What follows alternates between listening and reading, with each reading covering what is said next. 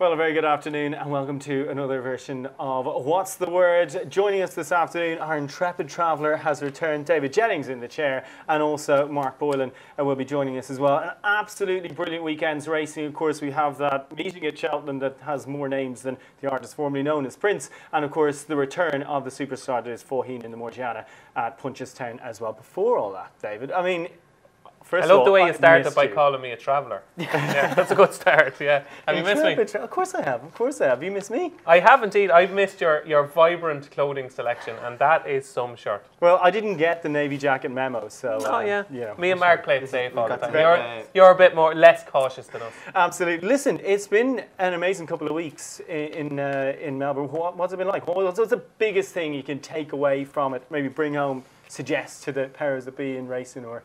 Like well, I suppose that it was amazing, first of all, to be a journalist, an Irish journalist at the Melbourne Cup when we had a 1, 2, 3 in the race. Like, what a moment. It doesn't happen like that. The only thing was, like, you think that's amazing, but then you kind of go, okay, now I have to write about it. So instead of joining in the celebrations, I was writing about the race and ended up staying up very late writing about that. But it's a completely different world down there. They absolutely love racing, love betting. It's amazing to see it. Biggest difference, I thought, was the jockeys. The bands over there are huge. For minor little things, you might get a 12-meeting ban, 20-meeting ban. Damien Oliver missed the Melbourne Cup for his ride in the Cox Plate. He got 20 meetings, and therefore jockeys are afraid to cause interference. Yeah. So if you're stuck in a pocket, you stay in a pocket. So you basically, you don't make things happen, you wait for things to happen. That's the biggest difference. You see the ride on rekindling as well. It was actually quite brave. I know he got a bit of a dream run, but it was still pretty brave, especially when you consider that. Yeah, no, it was very, very brave. A cracking ride.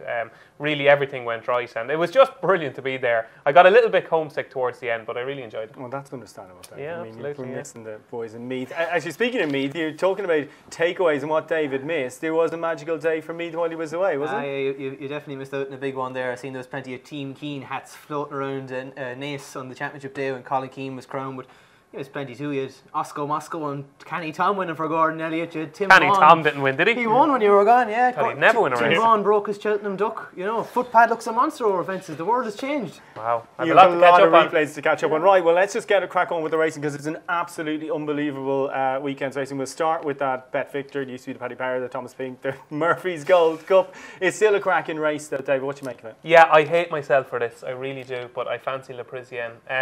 I don't like the horse at all, and I think he's a little bit of a fake, but I think he's got a touch of class. And if he is to win a big handicap, I think this will be it. You go back through his form, it actually does stack up. I'm being a little bit harsh on Le Parisienne. I thought he probably could have won the Grand Annual last year. Didn't quite go through with it. I think he's actually crying out for a step up and trip, even though his form doesn't tell you he does. Like, he beat Lammy Serge over fences, who's a Grade 1 winner. He was second to York Hill as a novice hurdler at Aintree. And I really liked his return run behind Foxtail Hill. I thought it was a really eye-catching effort. He's gone up £6, but they absolutely hammered him in the Grand Annual off 146. They obviously thought he was well handicapped. He's £4 higher now. This could be a race for him. And just one word on one other horse. My guilty pleasure, as people might know, is Aquadude. He's 25 to 1. He'll run well, but it's Le Parisienne for me. Oh, you're not a little worried that he hasn't gone through this run a couple of times? Oh, I'm absolutely petrified. I'm petrified. I hate the fact that I was looking through the race. I said, the one horse I don't want to fancy is Le Parisienne. And then I ended it an hour later and I'm going, I fancy Le Parisienne. All right, okay. Mark, have you come to any different conclusion? I'm going to give him a bit of a price. Ben Telemar, give him a shout there in his first start for Charlie Longsdon. I think this horse has been bought with this race in mind here. Has a bit of class about him. Ran well before in these sort of races. 3 miles on very heavy ground at Listowel didn't suit him, and I think the change to Charlie Longsdon, Johnny Burke has won big handicap chase before at the Galway Plate. He'll go close, but Ballyalton is my big one in this. Really lovely reappearance last time with Aintree after a long layoff over hurdles. Now, you could say he's a professional hospital patient whose career has been blighted by racing, but I think this horse has a bit of class about him. He's only £3 higher than when he won the novice handicap chase. He could travel all over them here and have a little bit more up his sleeve. So Ballyalta for me and maybe each way on Ben Telemar. Good stuff. It's a really decent card on Saturday. Probably don't spend too much time on it. The Triumph Trial is X and Philip Hobbs is an excellent record in it. Gumball probably going to be favourite for that. He's 2 out of 2 in the UK. Yeah, he's looked really, really good. And you know, he's done his winning from the front. He looks uncomplicated. Didn't jump particularly well at Chepstow, but he is a serious engine. I'd say he'll take the world of beating. But later on in the card, I think I've spotted one. Oh, good. Yes, I think I have. If you go to the 3:30, and one thing I learned actually in Australia is that I can't pronounce 3 and 30. Apparently it's 3.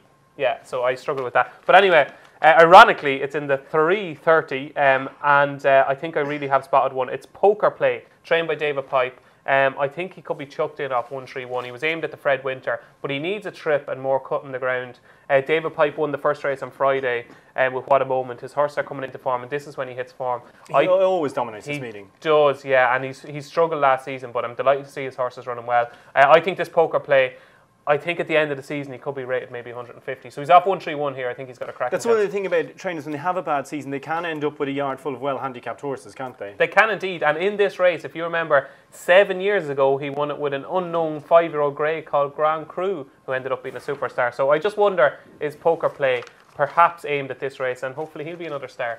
Good stuff. Mark, did you look at that Triumph trial? I had a look at the Triumph trial. I wouldn't be getting overexcited. I don't see Gumball as a Triumph hurdle winner by any means. I think there'll be stronger opposition to come throughout the year. Apple's Jade's sister is interesting to see there. Apple's Shakira, I think she's called. Yeah, what a name. The only one that I like there in the Grade 3, the 3 Mile 3 handicap chase, Nicky Henderson has one there called Premier Bond, third in the Kim Muir when it had a nightmare run, was well punted on the day. You can forget about the run last time in the Scottish Grand National, but apart from that, the only horses beat him over fences might bite. I think he's off a handy enough mark here. Nico de Boinville down to 10 stone, that's his lowest riding weight for quite some time. I think he could take the world of beating there. Minella Rocco brings the weights down for everyone else, but we've seen last year more of that, a classy performer returning in handicaps to this meeting. Didn't work out for him, so I'm going to go Premier Bond, and against Dave I'll try Stamp Your Feet in the handicap hurdle. Barry Geraghty back on board. Fancy it Punchestown, just didn't work out. In the Punchestown card on Saturday, anything jumping out on you on that? I mean, the beginners chase, maybe with that kind of year, were really good beginners chases sort of come along and Monolith Cup. We all know Henry de Bromhead does terrifically well with his beginners. And Monolith, I think he thinks could be his next Gold Cup horse, and hopefully he is. But one I like from a punting point of view in the 110 Close Shave, I think still could be well handicapped off 123 for Jessica Harrington and Mark Walsh. It's a kind of a funny card at Punchestown this weekend. A lot of kind of watching, taking notes, but very hard to have a strong fancy. With so many ifs and buts, but I do think Close Shave could be a punting proposition. Anything stand out for you? Apart from the return potentially less dance. But nothing for me at Punchestown, but Posh Trish should win the bumper in Cheltenham on Saturday. Was promoted the first to the entry last time. Really smart horse in her point to point. She should win the bumper. Good stuff. We're going to move on to Sunday's action. Just before we go into Sunday's action, a reminder, of course, Ladbrokes are partner for this programme, and they guarantee all prices, best odds guaranteed on multiples between 11 and 1 every day. So the lads are going to give us a multiple to stick on between 11 and 1 afterwards. We're going to move on to Sunday's action. Just before we do, a reminder, Ladbrokes are partners for this show. Guarantee all prices on those multiples between 11 and 1 in every single shop. So we've got multiples from the lads on the action to come later. But right, let's move on to Sunday. And I suppose you can cue the M&M music because he's back. Faugheen in the Morgiana. What do you rank? Did you just come up with that off the cuff? That was very impressive. Yeah, the Morgiana, it's fantastic to have Faugheen back, but I just tread with caution because, let's be honest, none of us have a clue what's going to happen. If Faugheen is as good as he was, he wins. If he's not, he won't. But how do we know if he's as good as he was? You obviously listen to Willie, whose column returns in the Racing Post on Sunday. Ruby Walsh has been waxing lyrical about him in the last couple of weeks, thinking he's as good as he was. I really hope he is, but I just don't know how you could have a bet in the race because you're guessing. I think Campeador is the one horse you'd be thinking could make the breakthrough into a champion hurdle horse. He travels so well in the race, and I could see him run really well in the champion hurdle. I hope Faugheen wins, but you couldn't back him. No, you couldn't. Well, he probably only needs to run within a stone of himself to win it, but... Would you be shocked if he turned for home in front, 3 or 4 lengths clear, got tired?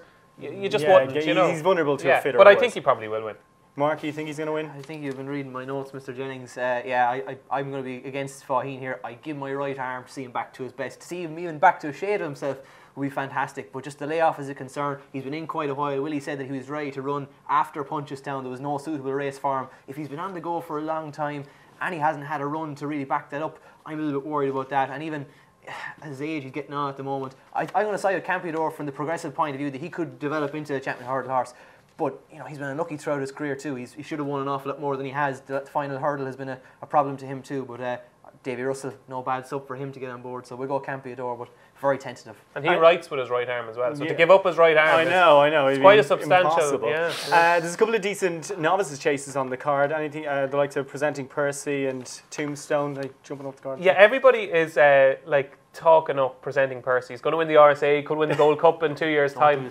Don't do this. Like, he could be a star. I don't know, but I'd like to see, like, that form of the Galway race hasn't worked out particularly well, and didn't work out particularly well the year before either. He did look brilliant, but I just wonder, will he be overbet here? And, you know, has he done enough to earn that reputation? You know, while he was very impressive at Cheltenham, he still won a handicap at Cheltenham, yes, and these are greater performers. I'm in love with Shattered Love. I think she could be a star over fences. Gordon has so many star novices, and I think. But they're also physically impressive too, and she is for. But she was rated 136 over hurdles. You'll get there. I will get there, and they thought she was good enough to run the Neptune. And she was disappointing there, but soft ground, winter races, chases around Ireland, this is her bread and butter. Yeah. It really is. And I think Presenting Percy will need to be really good to give away to Shattered Love.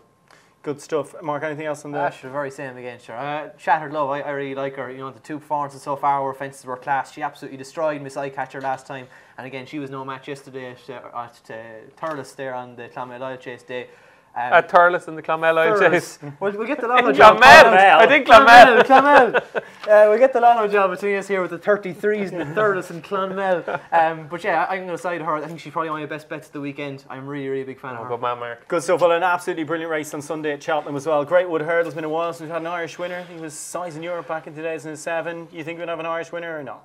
No, I don't. No, that's sorry. Fair enough. Yeah, I think the horse that's the most likely winner is Jenkins. I don't like saying it because he's got to do it. Like, it's interesting, Nicky Henderson has been talking about Jenkins being priced up on his reputation, whereas secretly I think in his head he's thinking, we've 2 stone in hand here. I thought this was my supreme hurdle horse last year. You'll know after 1 hurdle about Jenkins, because if he jumps the first well, gets into a rhythm, he could destroy these off this mark. He really could. He has the potential to do that. Go back to his Newbury bumper form. He looked exceptional. Apparently he's turned inside out. Now, I mean inside out at home over the summer. So, yeah, Jenkins off 136. He looks very well handicapped. Good stuff, Mark. You've had a look at the Great Wood. William H. Bonney is the one for me down the bottom of the weights. Alan King has had this race in mind for quite some time. He's been doing plenty of work at home to prime for this race. First time up this season.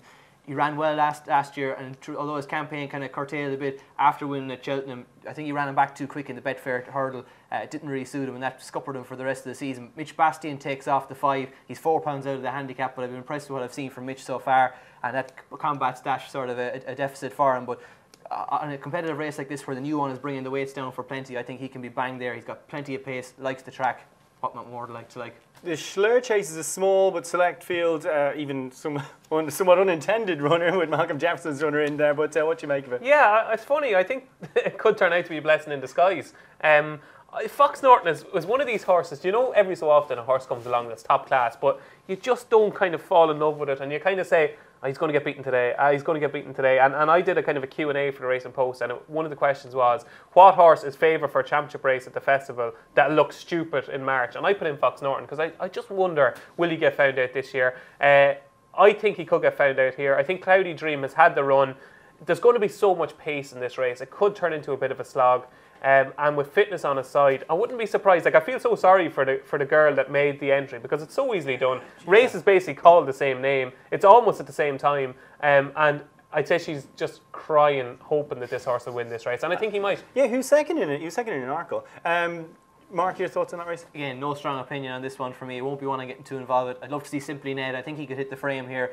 You're going to have the chance of a couple of them underperforming on the first start for the year. But I would say that Special Tiara was ready to go for the Goran champion chase there, the bulk of the flow, and Atoa Phil contested. The ground went too bad for him on that occasion, so he'll be ready for the run. I think he'll be fit enough to do himself justice, but just whether he comes better at a different time of year is the concern for me. Simply Ned has had the run already this season. He chased home Sprinter Sacre in this last year or the year before.